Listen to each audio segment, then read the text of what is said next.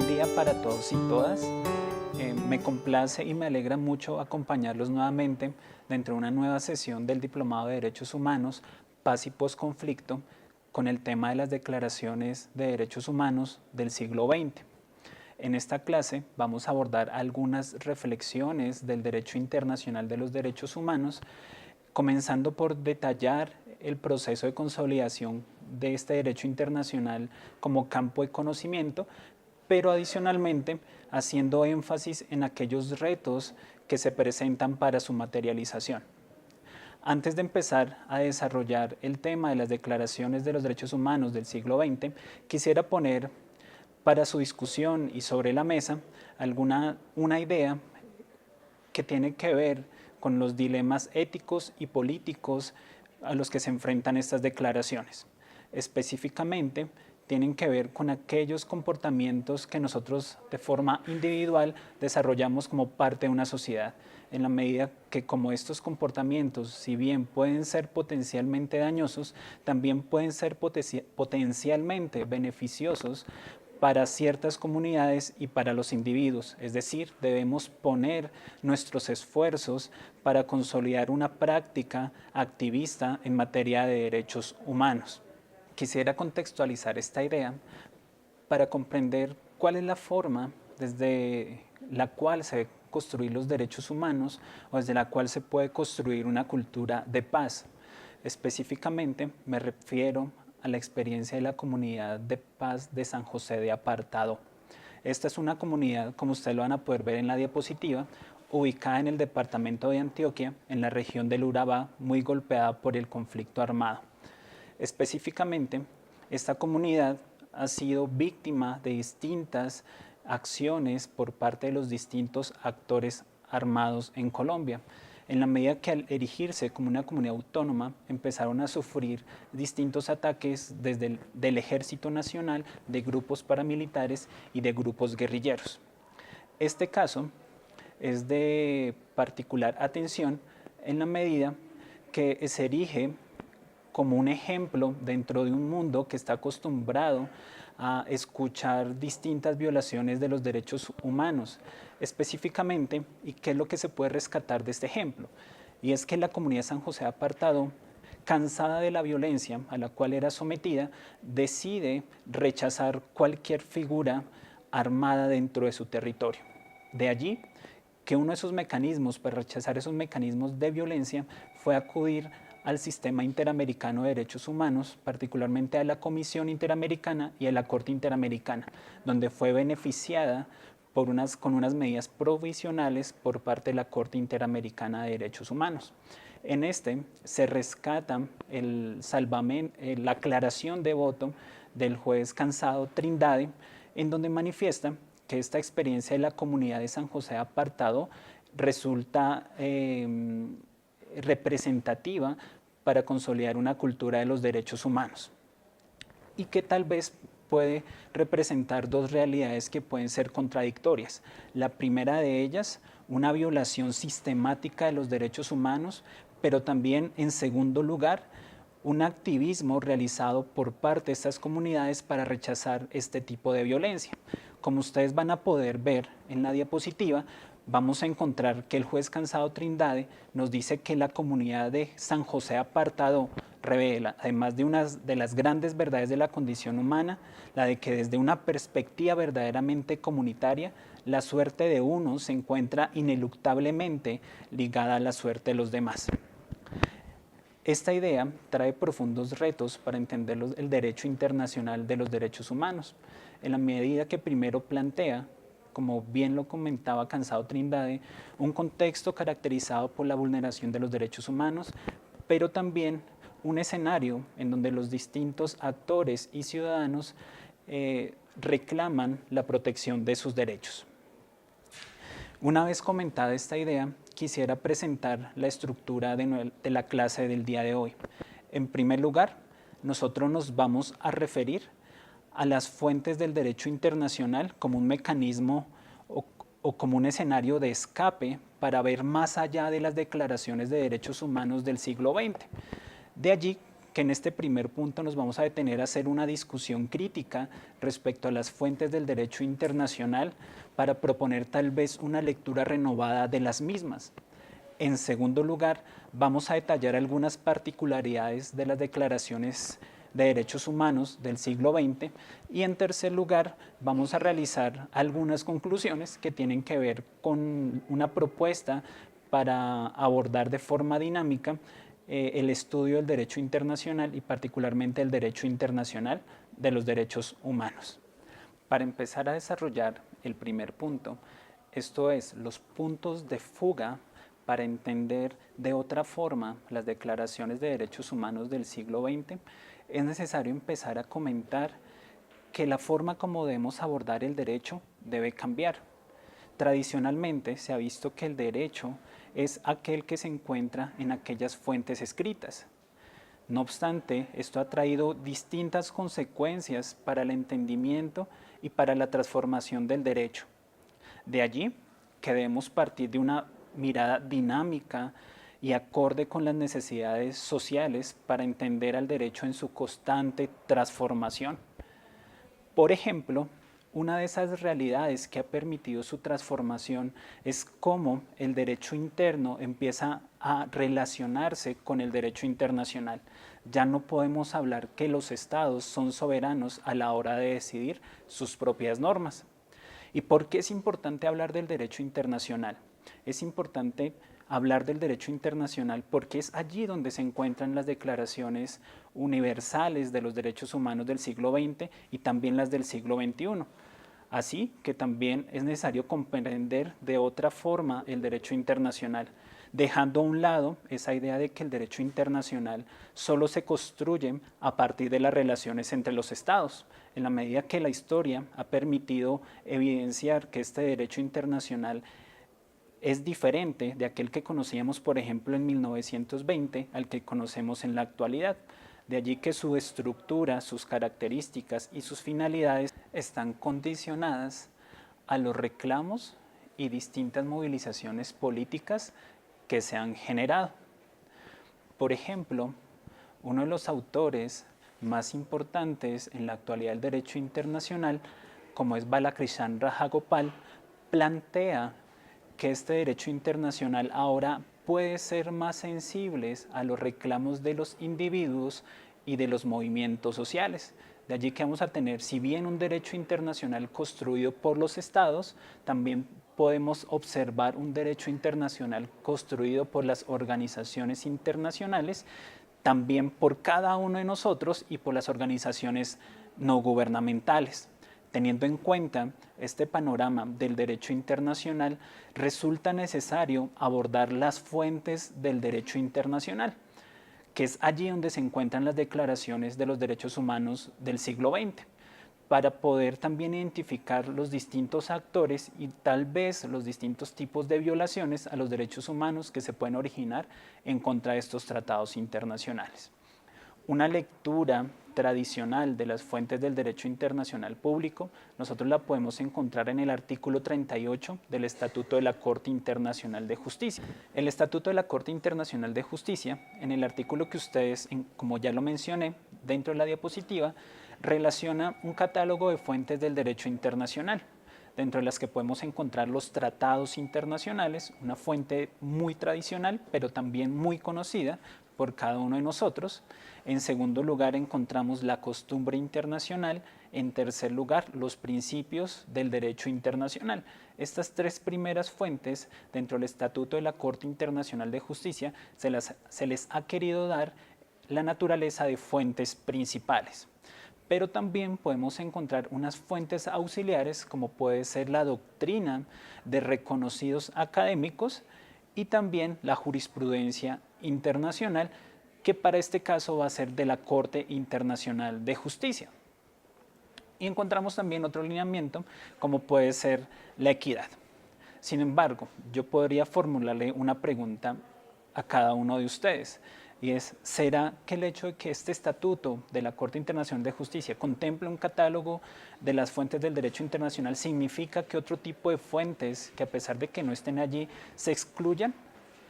O tal vez si solo en estas fuentes se pueden encontrar algunos derechos humanos. Para dar una respuesta a esta pregunta, quisiera comentarles 3 argumentos que son diferentes, pero que están muy relacionados y que nos van a permitir decir que no, que este artículo 38 no contempla un catálogo cerrado de las fuentes del derecho internacional. El primer argumento tiene que ver con esa transformación del derecho internacional que ya les comenté y particularmente hace referencia a cómo los estados, más allá de intervenir en escenarios públicos, ahora empiezan a intervenir en escenarios privados, como lo puede ser el comercio internacional. De allí que se difumina la distinción entre derecho internacional público y derecho internacional privado. La segunda razón que nos permite dar un no a esa pregunta es que existe una transnacionalización del dolor y del sufrimiento humano. Esta transnacionalización, ¿cómo se evidencia? A partir de distintas coaliciones políticas y sociales que se unen para defender y reclamar los derechos humanos. Y un tercer argumento que nos permite dar, como repito, un no rotundo es específicamente a unas normas que están en el artículo 53 de la Convención de Viena, que ustedes encontrarán transcrito en la diapositiva, que hace referencia a las normas del ius cogens. Estas normas del ius cogens se encuentran consagradas en el artículo 53 de la Convención de Viena. ¿Qué es lo que plantea este artículo 53 de la Convención de Viena? Que todos aquellos tratados internacionales que se opongan a estas normas van a ser nulos. Pero bueno, ¿qué es lo que caracteriza a estas normas del ius cogens? Dentro de este mismo artículo se dice que son normas que son obligatorias porque son aceptadas por el conjunto de la comunidad internacional y que no pueden ser derogadas salvo que exista una norma de mejor categoría. Sin embargo, una lectura literal de este artículo 53 de la Convención de Viena no nos va a traer muchas aclaraciones. Si nosotros partimos de una explicación etimológica, vamos a encontrar que ius cogens viene de las raíces ius, que es derecho, y cogens, que es obligatorio. Entonces vamos a encontrar que el ius cogens es un derecho obligatorio que puede ser cumplido imponiéndole la fuerza a otra persona. Si nosotros quisiéramos encontrar o jerarquizar las fuentes del derecho internacional público, encontraríamos que el ius cogens estaría por encima de todas las fuentes del derecho internacional que ya les he comentado. Pero bueno, ¿por qué son tan importantes estas normas del ius cogens? Porque tiene 4 finalidades. Primero, proteger los derechos humanos de cada una de las personas y de las comunidades. En segundo lugar, tiene como finalidad proteger la paz internacional. En tercer lugar, también su propósito es garantizar la libre autodeterminación de los pueblos y la igualdad entre los estados. Y por último, tiene como finalidad proteger la misma comunidad internacional o aquellos intereses esenciales de la misma, como puede ser el principio de buena fe dentro de las relaciones. La importancia de estas normas, a partir de esta lectura del artículo 53 de la Convención de Viena, reposa en que son de naturaleza abierta, es decir, no podemos generar un catálogo cerrado de las mismas. Esta característica va a permitir que esta norma pueda ser interpretada de acuerdo a las necesidades que se vayan viviendo cada día y que responda a las distintas exigencias políticas y jurídicas que nosotros presentamos diariamente. Para poner un ejemplo de estas normas del ius cogens, hace unos años la Corte Interamericana de Derechos Humanos, en una de sus opiniones consultivas, en un tema muy relevante en la actualidad, como pueden ser los derechos de los migrantes, planteó que el derecho a la igualdad o el principio de la igualdad tiene categoría de ius cogens, es decir, los estados, a pesar de que no hayan suscrito un tratado internacional en donde reconozcan el derecho a la igualdad, aún así están obligados a cumplirlo. De allí, otra característica del ius cogens, y es que estas normas no necesitan del consentimiento de los estados para que puedan tener validez jurídica dentro del contexto del derecho internacional. Estos tres argumentos nos permiten mirar de otra forma dónde podemos encontrar a los derechos humanos, pero también dónde podemos encontrar sujetos. Si nosotros nos ponemos a revisar con detenimiento cada uno de esos tres argumentos, por ejemplo con el primero, donde el Estado empieza a intervenir en esferas privadas, vamos a encontrar cómo empresas transnacionales y tribunales de arbitramiento privados empiezan a ser parte. Si miramos con detenimiento el segundo argumento, y es la transnacionalización de este sufrimiento humano y las coaliciones sociales que se originan en torno al mismo, vamos a encontrar que, por ejemplo, declaraciones realizadas, por ejemplo, en el Foro Social Mundial, van a ser relevantes para entender el derecho internacional. Y si miramos el ius cogens, vamos a encontrar que el reto de estudiar el derecho internacional no solo lo encontramos en los tratados internacionales o en las fuentes, sino que debemos encontrarlo en la realidad que nos rodea diariamente. Ahora bien, dentro de estas fuentes del derecho internacional, como ya les comenté, encontramos unas fuentes tradicionales que están en el artículo 38 del Estatuto de la Corte Internacional de Justicia. Allí, en primer lugar, vamos a encontrar los tratados internacionales, que han sido definidos como los acuerdos entre dos o más estados o entre organizaciones internacionales que tienen como propósito regular las relaciones internacionales. Estos tratados han sido el instrumento más utilizado dentro del derecho internacional. En segundo lugar, encontramos la costumbre internacional. Esta costumbre internacional es una práctica reiterativa en el tiempo que es aceptada como obligatoria por los estados. De allí que a partir de esta definición se desprenden dos características de la costumbre internacional o dos elementos esenciales. Un elemento objetivo, es decir, la práctica reiterada, el hecho como tal, y en segundo lugar, un elemento subjetivo que tiene que ver con la representación de obligatoriedad de esa práctica que ha sido reiterada. Para poner un ejemplo, podemos centrarnos en la demanda que es presentada por Portugal contra la India y que es conocida por la Corte Internacional de Justicia. Allí los hechos que se debaten es particularmente por qué el Estado de la India niega el derecho de paso a Portugal en las colonias o en los territorios enclavados dentro del territorio de la India. Paso que venía siendo garantizado desde el siglo XVIII. Allí, la Corte Internacional de Justicia hace una evaluación de si existía esa costumbre. Entonces, primero va a evaluar si existe ese elemento objetivo o ese elemento fáctico, es decir, la práctica reiterativa. Encuentra que sí, que desde el siglo XVIII Portugal tenía un derecho de paso sobre este territorio.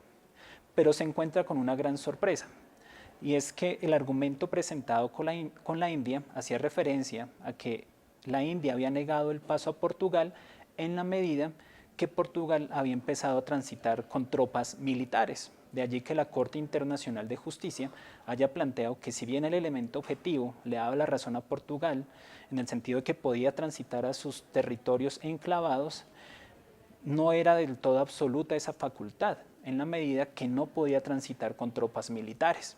Allí el elemento subjetivo estaría en la conciencia de obligatoriedad del Estado de la India de que él debía garantizarle el derecho de paso solo a personal civil, más no a tropas militares. Otra de las fuentes importantes dentro del derecho internacional son los principios, que han sido definidos como normas de carácter abierto y que permiten la optimización del ordenamiento jurídico. Dentro de ellos, en el derecho internacional, por ejemplo, podemos encontrar la paz, la igualdad entre los estados, entre otros. Otra fuente muy importante va a ser la jurisprudencia. El principal órgano de justicia a nivel internacional es la Corte Internacional de Justicia y ellos emiten jurisprudencia o sentencias. Pero también podemos encontrar otros ejemplos, por ejemplo, con la Corte Interamericana de Derechos Humanos, la Corte Europea de Derechos Humanos y otros que ya vamos a explicar más detenidamente cuando lleguemos al segundo punto. También encontramos dentro de las fuentes del derecho internacional, si bien no están reconocidas en el artículo 38, pero existen, van a ser aquellas normas del derecho blando o del soft law. Estas normas del derecho blando o del soft law hacen referencia a normas de carácter programático, es decir, que no son obligatorias, que solo pueden ser realizadas en la medida que los estados tengan la voluntad de cumplir las mismas. ¿Y por qué tienen esta categoría de normas pero que no son obligatorias? Porque primero, los estados han firmado declaraciones y no les han dado el nivel de obligatoriedad que necesitan. Y segundo, pueden ser normas o interpretaciones o principios originados desde las organizaciones internacionales a quienes en algunas oportunidades se les ha dado la facultad de emitir normas obligatorias, pero otras veces no. Estas que no tienen esta naturaleza obligatoria van a ser las llamadas normas del derecho blando. Pero como se trata de dar una lectura renovada de estas fuentes, vamos a encontrar dos realidades que les propongo que las leamos detenidamente. Una vez realizada la lectura de los fragmentos que encontramos anotados allí, encontramos en primer lugar una realidad que tal vez puede ser ajena a nosotros o puede ser ajena a una persona que estudia los derechos humanos, como puede ser el derecho internacional de las inversiones. Allí encontramos cómo desde los años 90, con el primer tratado de inversión firmado entre Alemania y Pakistán, estos se han venido incrementando. Así, por ejemplo, nosotros encontramos muchas experiencias en la actualidad. Más o menos se plantea que son 2.811 tratados de inversión que existen hoy en el mundo. Estos tratados de inversión hacen referencia a acuerdos que se firman entre estados para garantizar la propiedad privada de extranjeros en un territorio, en otro territorio. ¿Cuál es la importancia de revisar este hecho? La importancia de revisar este hecho es que encontramos primero un tratado de inversión que puede estar cobijado por un tratado de libre comercio, pero en donde también se pueden incluir derechos humanos o en donde tal vez la celebración de estos tratados puede generar la violación de los derechos humanos. Y también encontramos un mecanismo para garantizar esos tratados de inversión, como lo pueden ser los tribunales de arbitramiento, desde los cuales también se pueden generar importantes limitaciones a los derechos humanos. Hace unos días salía una columna en donde a partir de las limitaciones que existen para la explotación minera, muchas empresas han decidido demandar al Estado colombiano no ante los jueces de Colombia, sino ante jueces internacionales como pueden ser los tribunales de arbitramiento o los árbitros internacionales. De allí que podemos evidenciar un contexto de tal vez donde se pueden ver o poner en riesgo los derechos humanos y que también deben ser reconocidos dentro de estos tratados internacionales de derechos humanos del siglo XX. La segunda realidad que encontramos allí es cómo algunos representantes de los países del sur deciden firmar la Declaración de Argel. En esta Declaración de Argel lo que se plantea es una manifiesta decisión de apartarse de las políticas internacionales neocoloniales, particularmente respecto a los países del norte o los llamados países desarrollados.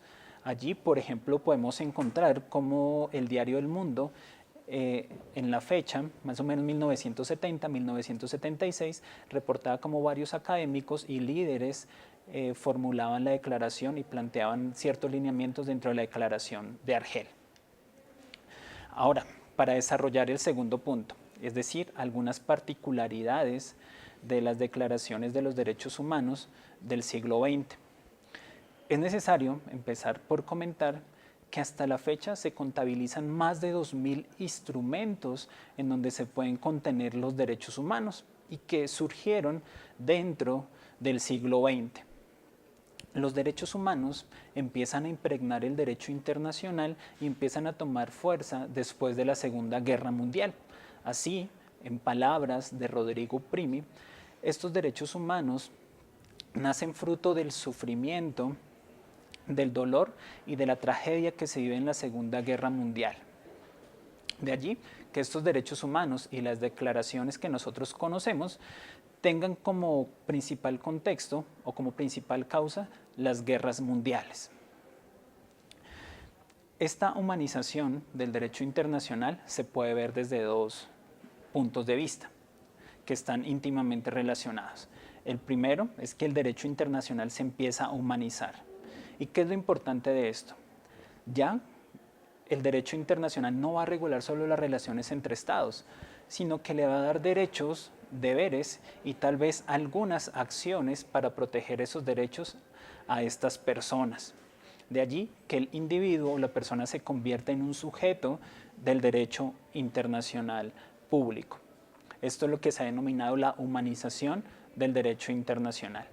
En segundo lugar, encontramos que esta humanización del derecho internacional también opera una limitación a la soberanía de los estados, en la medida que fruto de esa experiencia, en donde un régimen autoritario puede sobrevivir, como en ese caso fue el régimen alemán nazi, y también como este régimen nazi gozaba de la aprobación o la legitimación popular, la comunidad internacional empieza a ver que hay algunas decisiones que no pueden tomar los estados autónomamente.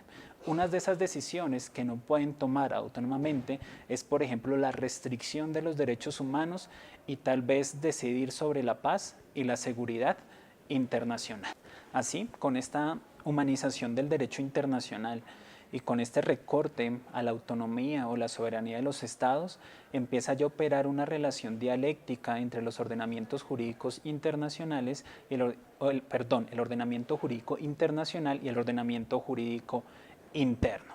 Es decir, el ordenamiento interno puede reconocer al derecho internacional y es necesario que lo reconozca, pero el derecho internacional funge como un árbitro y juez frente al cumplimiento de esta normatividad internacional.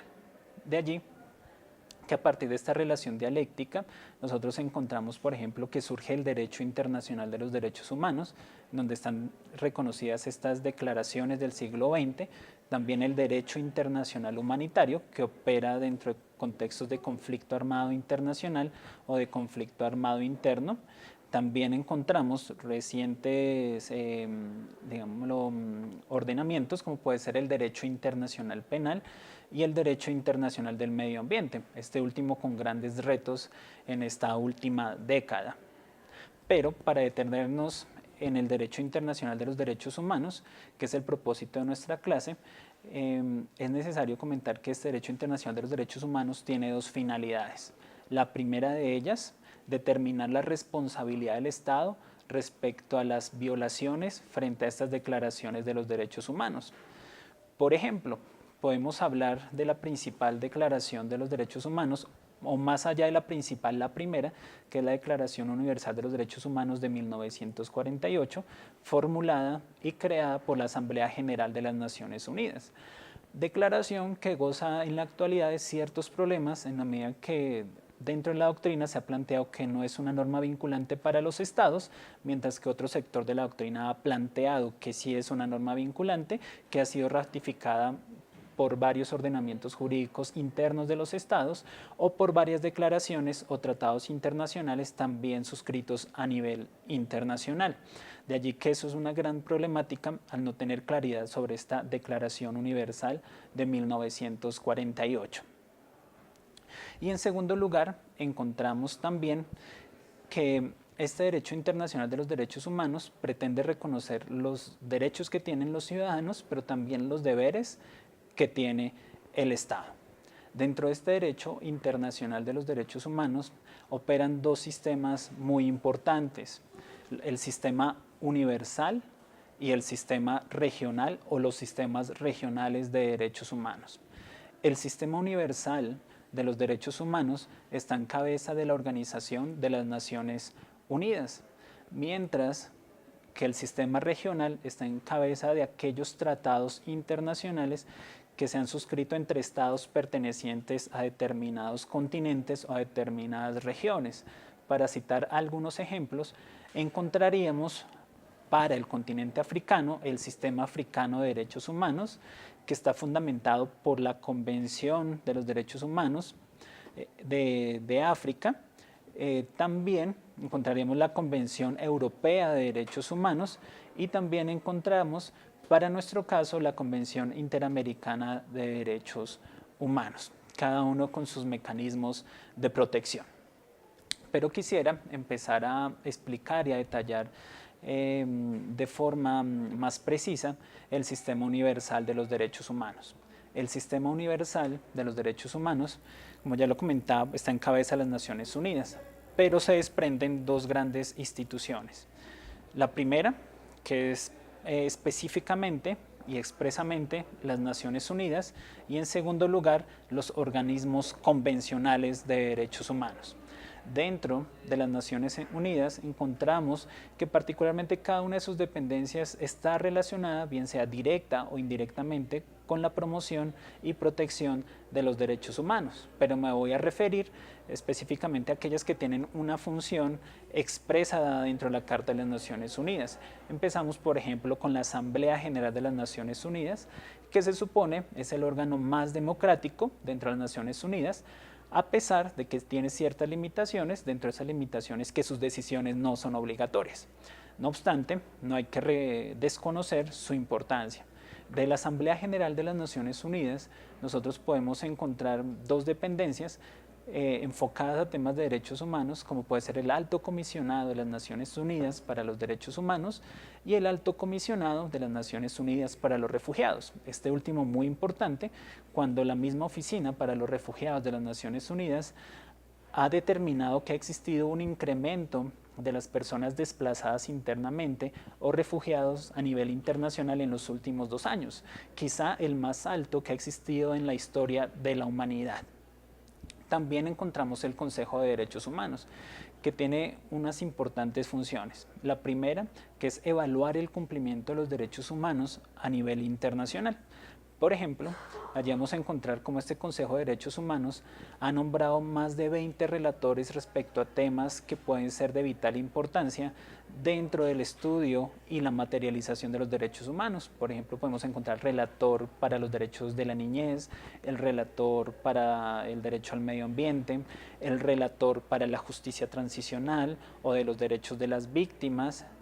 También podemos encontrar el relator en materia de respeto a los derechos de las comunidades indígenas, entre otras relatorías. Relatorías que también pueden nombrarse a nivel territorial, es decir, el Consejo de Derechos Humanos podría encargar a una persona a que estudie determinado derecho en un país en específico. Por ejemplo, Colombia hace unos años tuvo la oportunidad de contar con la visita de la relatora para el derecho a la educación. Pero otro componente esencial del Consejo de Derechos Humanos es un carácter cuasi contencioso. ¿Qué quiere decir esto? Que nosotros podemos llegar allí, una vez agotados los procedimientos internos, a presentar quejas en contra de los estados que hacen parte de las Naciones Unidas.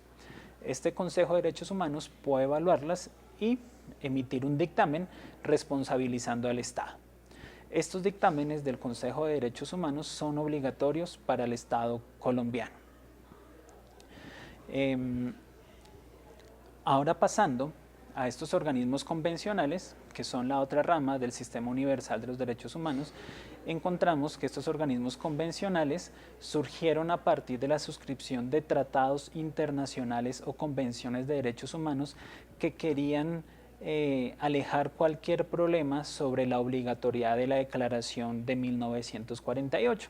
En la medida que, como ya lo planteé, esta declaración fue expedida por la Asamblea General, quien no puede emitir normas de carácter vinculante. Entonces los estados, con esta preocupación, empiezan a crear tratados en materias específicas. Materias específicas que ustedes podrán estar evidenciando dentro de la diapositiva. Por ejemplo, allí se pretende proteger derechos específicamente o a comunidades. Encontramos, por ejemplo, en primer lugar, el Pacto Internacional de Derechos Civiles y Políticos, que a partir de su protocolo crea el Comité de Derechos Humanos, que puede emitir dictámenes, puede conocer quejas de los ciudadanos contra los estados por el incumplimiento de estos derechos civiles y políticos. También podemos encontrar el Pacto de Derechos Económicos, Sociales y Culturales, que mediante un protocolo fue complementado y y por el cual se creó el Comité de Derechos Económicos, Sociales y Culturales, que también puede emitir dictámenes. Sin embargo, uno de los grandes problemas que ha tenido este comité es que muchos estados no han querido aceptar su competencia, es decir, no han suscrito este protocolo. Asimismo, encontramos otras convenciones de derechos humanos con sus respectivos comités y de los cuales también depende la competencia de los comités del consentimiento que dé el Estado para que pueda conocer denuncias en contra de ellos. Entonces, por ejemplo, encontramos el Comité contra la Tortura, fruto de la Convención contra la Tortura y otros tratos inhumanos, crueles y degradantes. También podemos encontrar el Comité de los Derechos del Niño, también con su respectivo comité, y otras convenciones, por ejemplo, como la Convención para la Protección de los Derechos de las Personas con Discapacidad, que también tiene su institución que conoce quejas, pero como lo he mencionado y lo repito, estos comités han tenido muy poca productividad en la medida que no son muchos los estados que han decidido aceptar la competencia de estos comités debido a, digámoslo, al gran desafío que existe en la materialización de los derechos humanos, pero también creo yo en la renuencia de estos estados de vincularse a una norma para garantizar estos derechos. Para el caso de Colombia, Colombia ha aceptado la competencia del Comité de Derechos Humanos, fruto del Pacto de Derechos Civiles y Políticos y del Protocolo Adicional, y también de la Convención para la Protección de los Derechos de la Mujer, que tiene el Comité para la Protección de los Derechos de la Mujer o contra la discriminación de la mujer. Son dos comités respecto a un conjunto de casi 10 comités que existen en la actualidad en donde Colombia ha aceptado su competencia. De allí que nosotros tal vez podamos acudir al Comité de Derechos Humanos o al Comité contra la Discriminación de la Mujer. Ahora bien, pasando al sistema regional de derechos humanos, que también se encuentra dentro de las declaraciones de derechos humanos del siglo XX y en donde encontramos a la Convención Americana de Derechos Humanos, o lo que nosotros conocemos en otras palabras al Sistema Interamericano de Derechos Humanos, si reconocemos tanto su componente normativo como su componente institucional. Como ustedes lo pueden evidenciar dentro del mapa conceptual que les presento, el sistema interamericano está compuesto por un sistema normativo y un sistema institucional. Dentro del sistema normativo vamos a encontrar todo el conjunto de tratados internacionales de los cuales la Corte Interamericana y la Comisión pueden conocer las posibles violaciones. El principal, como ya lo comenté, es la Convención Interamericana de Derechos Humanos. Un segundo tratado internacional también muy importante es la Convención Belén do Pará, o para la prevención y erradicación de la violencia contra la mujer. Asimismo, encontramos la Convención Interamericana contra la Desaparición Forzada y asimismo la Convención Americana contra la Tortura y unos protocolos que han complementado la Convención Americana de Derechos Humanos, como lo puede ser el protocolo para la eliminación de la pena de muerte y el protocolo para los derechos económicos, sociales y culturales. Desde su componente institucional vamos a encontrar a dos órganos ya muy conocidos, como lo puede ser la Comisión Interamericana de Derechos Humanos, encargada primero de realizar informes sobre la situación de los derechos humanos a nivel regional, bien sea a nivel general o a nivel particular centrándose en un estado. También puede realizar visitas para determinar la satisfacción de algún tipo de derecho y adicionalmente una de sus funciones más importantes y es conocer denuncias en contra de los estados por la violación de esta estructura normativa que ya les comenté, en donde tiene una función muy importante como puede ser la expedición de medidas cautelares cuando el ciudadano que denuncia puede estar sometido a un daño inminente y la finalidad es que no se origine este daño, es decir, tiene un carácter preventivo. También nosotros encontramos a la Corte Interamericana de Derechos Humanos, que tiene una función contenciosa y una función consultiva. La función contenciosa quiere decir que puede conocer las demandas presentadas ante la Comisión y llevadas por la Comisión cuando el Estado ha incumplido ciertos requerimientos o ha incumplido con la Convención o esta estructura normativa de las que ya les comenté. Y la función consultiva es respecto a ciertas dudas interpretativas que existen sobre la Convención Americana de Derechos Humanos, sobre la Convención Belén do Pará o sobre la Convención contra la Desaparición Forzada. Teniendo en cuenta algunas de las declaraciones de las declaraciones de derechos humanos del siglo XX, es necesario retomar para plantear algunas conclusiones. Teniendo en cuenta este panorama que se ha desarrollado a lo largo de la exposición, en donde encontramos primero que más allá de las declaraciones de los derechos humanos del siglo XX podemos encontrar otros instrumentos en donde tal vez podemos fundamentar de una mejor forma la protección de los derechos humanos a nivel jurídico y específicamente en el contexto internacional, así como algunos ejemplos de estas declaraciones de los derechos humanos del siglo XX, como las llamadas universales o las regionales, y para nuestro caso el Sistema Interamericano de Derechos Humanos, es necesario generar algunas conclusiones que tal vez nos puedan ayudar para construir una propuesta más dinámica para entender, estudiar y defender los derechos humanos. El primero de ellos es que es necesario una identificación de todos los actores y de todas las fuentes que reconocen derechos humanos.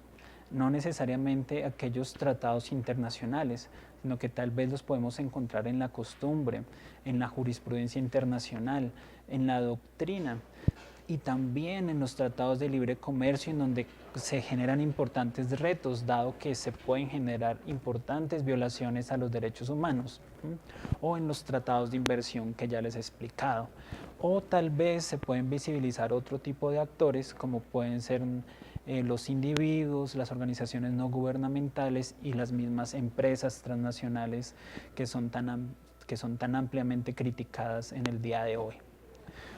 Un segundo tema que es necesario también reconocer y profundizar en él es hacer una lectura y una interpretación integral de las fuentes que se desarrollaron a lo largo de esta clase. Si es una lectura integral, tal vez podemos tener una visión limitada de donde podemos encontrar fundamentos normativos o jurídicos para defender los derechos humanos.